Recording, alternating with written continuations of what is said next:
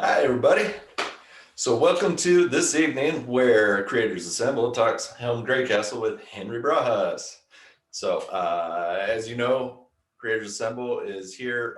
We always like to spotlight creators as much as possible. And today, we are lucky enough to have one of our favorite people in the world with us because he has been a diehard supporter of ourselves for so long. So, we want to turn the spotlight back at him. So today we have Henry Barajas joining us. Henry, how you doing? Hey Joe, good to see you. And Dan in the background. Got a shout out to Dan who's making Always this shout out, Dan. possible. So we are on the eve of the release of Helm Greycastle. For those people that aren't very familiar with it, why don't you kind of give us a quick rundown of what we're looking at here? My elevator pitch is what if Mordor had a south side?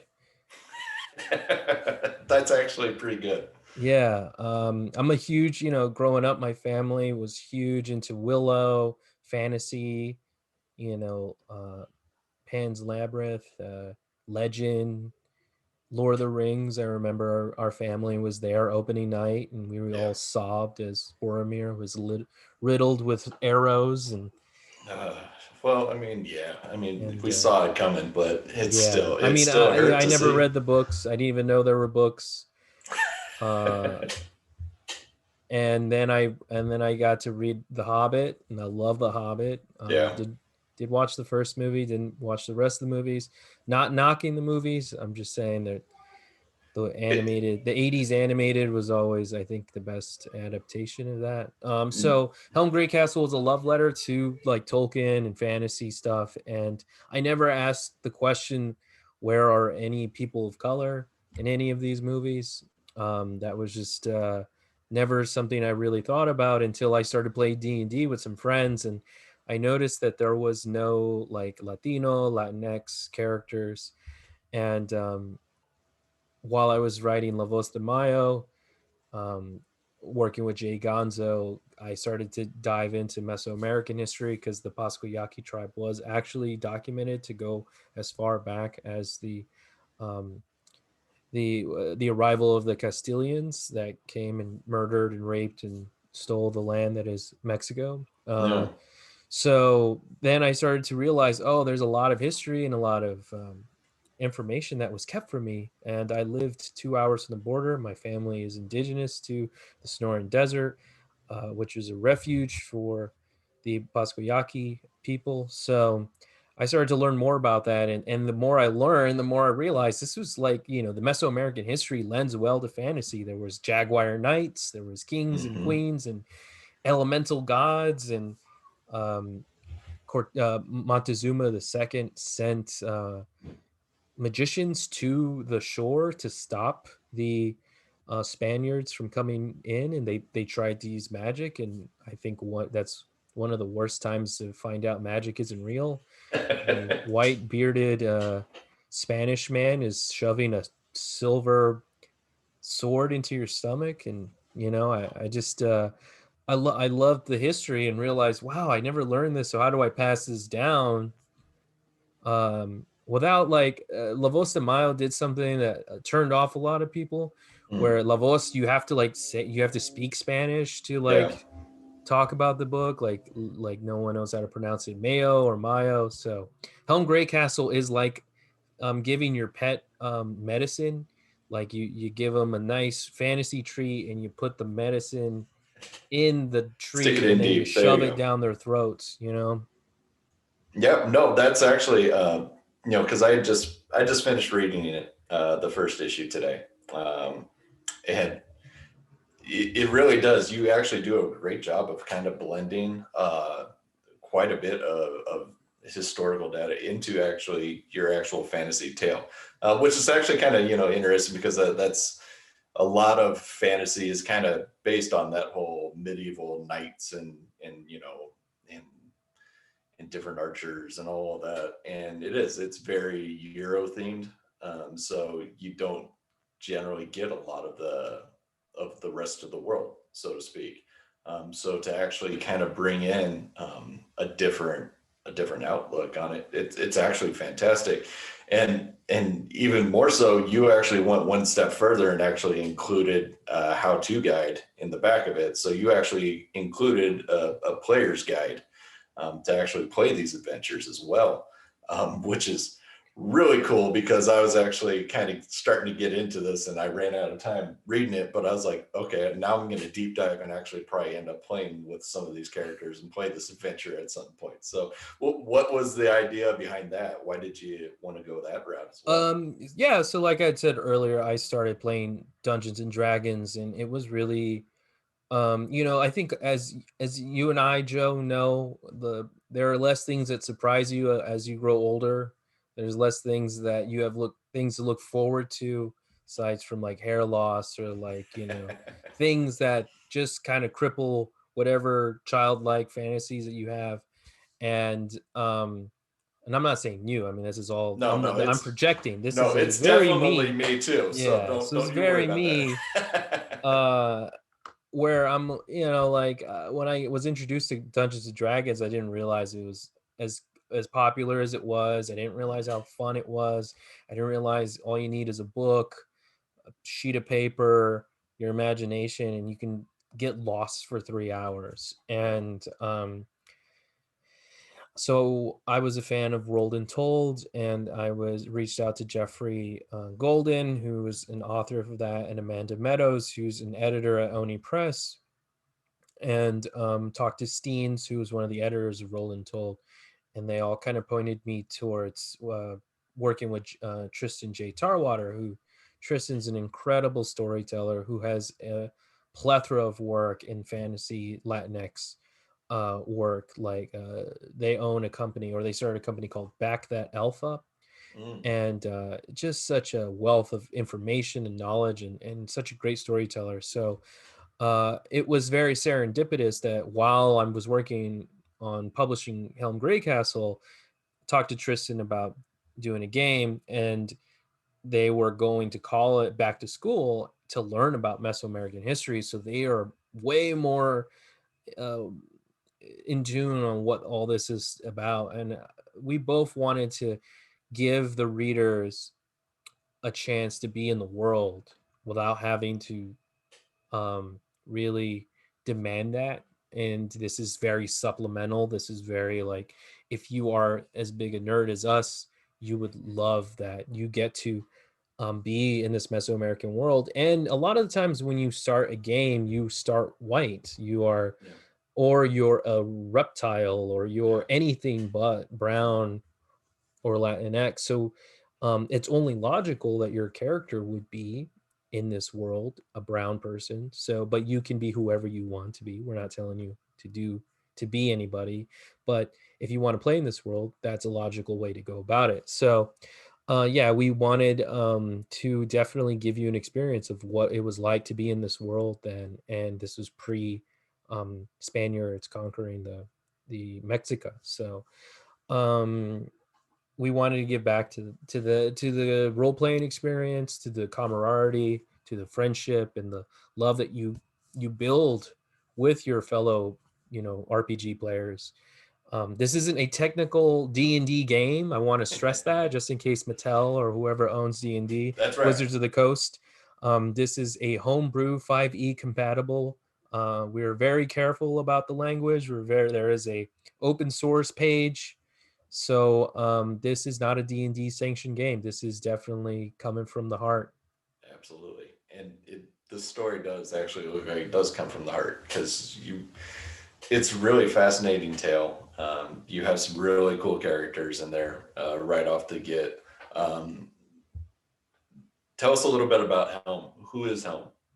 Helm is a father. He is a nomad. He is a barbarian that was raised by orcs, who fell in love with an orc and had a child with an orc. We're going to get way more into that in issues 2, 3, and 4. But this is definitely also another love letter to like Dragon Ball Z. Like, I don't know if you've ever seen that series or like a manga or anime where you kind of get dropped into a story and then you kind of learn everything. And that's also happens in fantasy too. Like, the more questions you ask in your role playing game, the more information you get. So that's how I wanted to tell this story. Um, so Helm is just this guy who is protecting his family, but also has friends that protect each other, and they're all misplaced and they're all looking for a home, and they're going into this uncharted land that they all feel comfortable in, and a lot of their problems that they've been running from don't seem to be here, so they might find a place in this world depending on how much they want to participate. They are for, I don't know if you've ever seen the movie The Golden Child, Yeah. starring Eddie Murphy. That Yes. this is also another influence, No, that's where good. Yeah, I mean, it's nice to have multiple influence. So. yeah, it's yeah. So they're trying to save the last dragon prince, and this prince is just we're gonna learn about this prince. And so they're forced to go into this place for one thing, but then they find a bigger reason. I think that's also common in fantasy. Yeah, of course. Um, who is my favorite character? I love all the characters. It's hard to say. I love Helm because he is just this like this funny barbarian. I don't think there's enough funny barbarians, and in this serious like world that is fantasy that takes itself very seriously. Vola is very candid. Yeah. Shava, I love Shava a lot because she's like the R2D2 where she speaks in music and everyone can understand her but the reader. So that was like a nod to that. Yeah. And Oscar is this helpless romantic who's like very like it's he will do anything for his love, and so he's endangering literally everyone around him to help someone he loves. And I feel like I've been in that situation No. where I've done like everything I can for someone, even if it means my financial and mental and physical health. That's true. Um, No, yeah, actually, I clicked with Helm, you know, quite interestingly because he's not your typical barbarian. He's not a dummy. yeah, Most people that kind of do barbarians are, he's got to be a dumb guy. He's the big yeah. dumb that smashes everything, and he's actually kind of a sharp dude. From what I picked up, at least in the first issue here. I don't know if you plan to yank the rug out from under me on that one, but I think what I like about Helm is he is not. Yeah, you see a big guy, but you're not gonna get what you see, yeah, and there is room. And someone had mentioned in the chat, I saw that what are plans? If are there plans after 2, 3, and 4? Yes, of course there are plans. I will move away from the traditional monthly market. I will go straight to trade. One of the things that I have developed as a comic book author, thanks to Lavos de Mayo, is a large librarian readership, and a lot of them want to buy this and read this for the libraries, and they're going to have to wait until August. So I feel bad that they cannot participate right now. So I want to definitely move the comic to a graphic novel, and then move the gaming to its own book, oh, that'll be and fun. like expand on that and do something a little bit more comprehensive, because that's where the money is. Yeah, well, yeah. I mean, that's the whole key of this, right? You got to make Yeah. that money. Yes. I mean, I'm not in it for the money, but I'm learning how to make more of what I'm doing, um, and be smart about this, because that's the longevity of in comics is learning how to be more adaptive and being more smart in an industry that is very um that's very old. This like buying a comic 3 months in advance is, I think, is pretty, it's a big ask. Yeah, it is. So in this kind of world too, and we kind of cover a little bit of this, sometimes is the educational aspect of comics, and now we're kind of seeing the how you can actually kind of teach with comics, and we've actually started working on the idea of you can teach with TTRPGs as well. What do you think somebody personally can kind of get out of your comic specifically because it's a comic and also a TTRPG in a manner of speaking. So what do you think educationally do you think you can kind of get people? Through Helm Greycastle, at least you can at least broach the subject that is Mesoamerican history. Talk Mm, about the achievements that they had. They were expert farmers. They were revolutionary in astrology. They constructed the known calendar. Um, they weren't just heart carving, human sacrificing, psychopaths that we have learned from white historians, and we're finally learning about this subject from people of color. One of the most heartbreaking things about researching Helm was not seeing any Mexican or in Mexican indigenous history that was comprehensive about the mm, history. I did find there is a football game, like a soccer game that they created. They created a rubber ball and they created a game where they could, basically basketball, but it was more soccer. mm. That was the only like indigenous account I could find on YouTube was that. There are some like metal bands that like tap into Nahuatl and Mesoamerican history. So that is, I think, an important thing to do is find more ways to have people of color talk about, especially that are from Mexico, talk about the history and talk about it in a way that's not demeaning or how you say, just like what we've been fed, the narrative that we've been fed. And the Yeah. only new movie I can really point people towards is Mel Gibson, known racist, and is his movie Apocalypto. Yeah. Yeah. And that is kind of a shame, because I think what we miss out is we do miss out on a younger generation being able to come up with new ideas that can actually share their heritage when so much of their heritage is, foreign to them, so to speak. They don't have that chance to actually kind Right. of share it.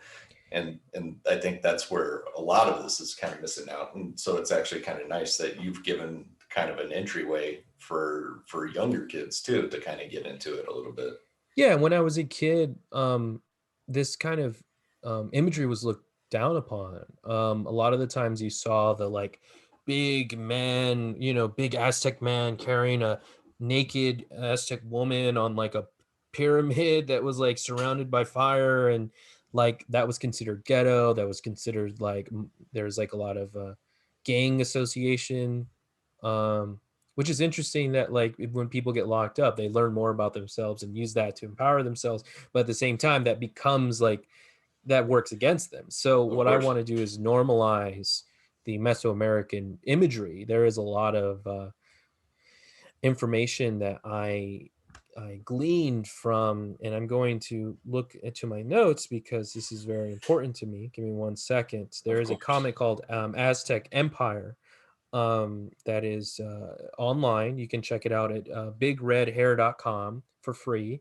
And it is historically accurate. So picture perfect um, accuracy. They're constantly changing panels and art when they find out new information about like imagery, clothing, surroundings, and that's a level of attention to detail that I will never have.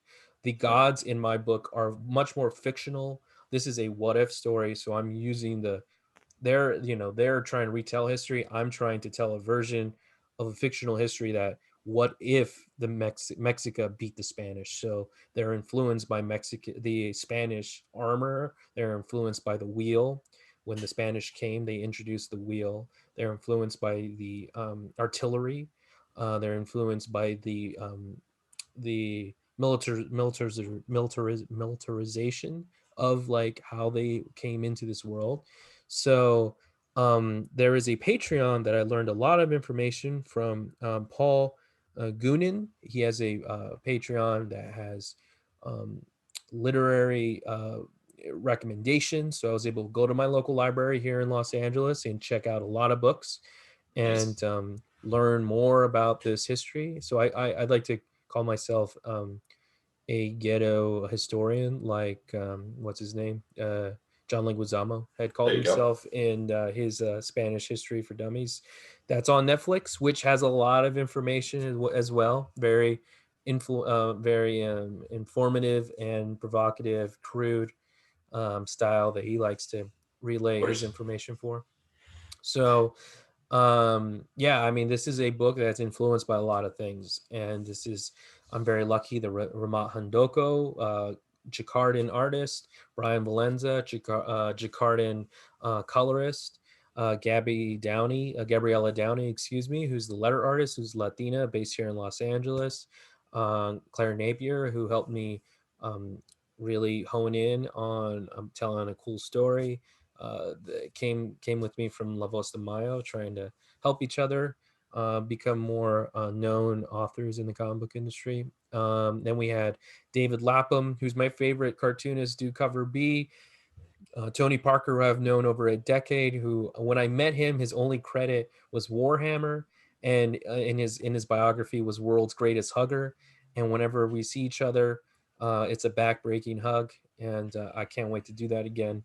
Um, then we have Becky Cloonan, who did an amazing cover. And then we had Matt Immons, who did the Kickstarter cover, which I'm sending out. If you're watching,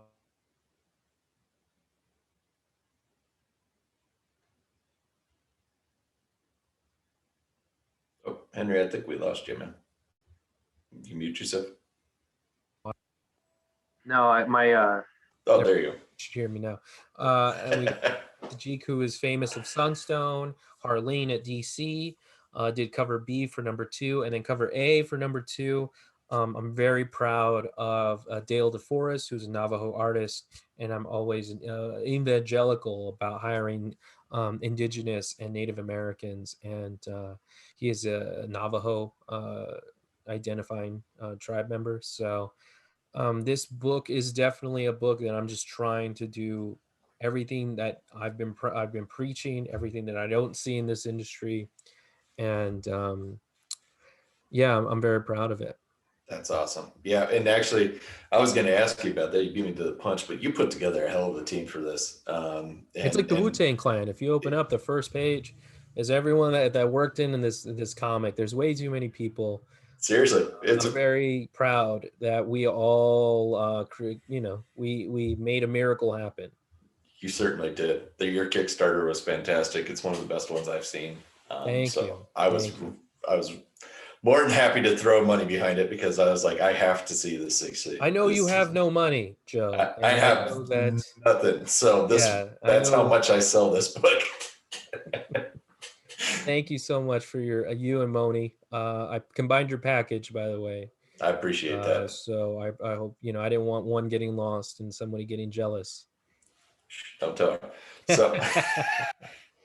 So, I did actually want to say, because you're going to be with us on May 15th, which is going to be awesome for our D&D charity game day. So I just, because you do play D&D, what's your favorite character to play as? What do you like to be? Oh, I love being a rogue because the amount of damage you can deal. Lately, I've been a warlock. Tonight, I'm going to play my weekly game of Baldur's Gate with some Sweet. really good friends of mine. And I'm a warlock in that, and I love shooting eldritch blasts. I love, doing magic stuff. I think that's fun. Yeah, I love playing D&D so much. It's so much fun, and I'm really excited for May 15th. I know we're raising money for Comics Assemble or Creators Assemble, right? That's all right. Yep. Yeah. So yeah, no, I really appreciated the Make-A-Wish Foundation hero thing y'all did. That was really sweet. Really excited for whatever else. It's one of those organizations that has just a lot of love for comics and the people that make them, and also trying to make a difference. And I respect that a lot, and I hope the best for what you're doing, and I'm really excited. We appreciate that, and trust me, we've built in quite a community of some of the best people on the planet, and anytime we can help you guys out, we love lifting and supporting each other. So we always got your back there. So Thank you. I know time is short. You are on the eve of a release, so we will cut you loose. How does it feel to be on the eve of release? What is that feeling like? Well, I feel a little bit of guilt because I still need to send like 300 plus packages for my Kickstarter backers, and I'm it's what I gotta appreciate it. I am very lucky. Not a lot of people want to do this. A lot of people want to make comics and tell their story, and I've always been someone who's okay. Let's see that funny, very funny, Moni. Uh, I I just like the Image Comics and Top Cow Productions have a weight to it, and I'm very lucky that that weight is pushing Helm and pushing La Voz de Mayo, and I do have to take a moment and enjoy this and be very excited. And there is a, it's one of the this is the only way I am vulnerable. Yeah. I don't have kids. I don't have a wife. I've pretty sequestered, try to live a very private life, except for when it comes to my cycling and comics, but everything else is pretty private. So this is a weird thing to be like vulnerable to whoever, whoever can pick this book up and just take this and take what you do, whatever they want with it. They can hate it, they can love it, they can no, Moni, I'm not taking your children. They're very beautiful kids and very funny. I love the we're together videos that you're posting of your kid reading, and that's I like to be vicarious. I like to just say that's nice, and then buy a pair of Michael Jordan shoes when I That's can right. afford them, so those are my kids. You're a smart person. Yeah, trust me. But All right. I'm sure being a parent's great. I think kids are the future, right? Yeah, that's what they keep telling me. So eventually it'll come in. So Henry, you've been amazing. You've been incredible. You're amazing. You're incredible. Thank you, Joe, and thank you, Moni. Thank you, Dan. Thank you, everyone watching. Thank you, everyone. I'm not going to thank God because he got enough of that at the Oscars. So that is true. Everybody gives him plenty of yeah. credit. So uh, everybody go out to your local comic shop. Make sure you get it. Support local. Yeah, get it on Comixology. You can get it on Google Play. Get it in multiple digital retailers, like Midtown. If you can't get it, topcowstore.com. I will sign copies. Awesome. Collector's Paradise, they do $20. You can get all cover A's or cover B's. And you can pay $20 and they'll ship them to you anywhere you are at. If you're in LA, you can pick up the books at your local Collector's Paradise. But yeah, no, I'm very grateful. Los Angeles, I'm trying to do my best to do some in and out signing off the rack, and help retailers as much as I can. Awesome. Phenomenal. All right, everybody, make sure you pick up Helm Greycastle. And then once you do that, pop over to creatorsassembled.org. Check out all the upcoming fun things that we got coming on, and then make sure that you are here May 15th. Details are coming out soon, but it's going to be all day on our Twitch stream, and you're going to see some amazing people, including Henry.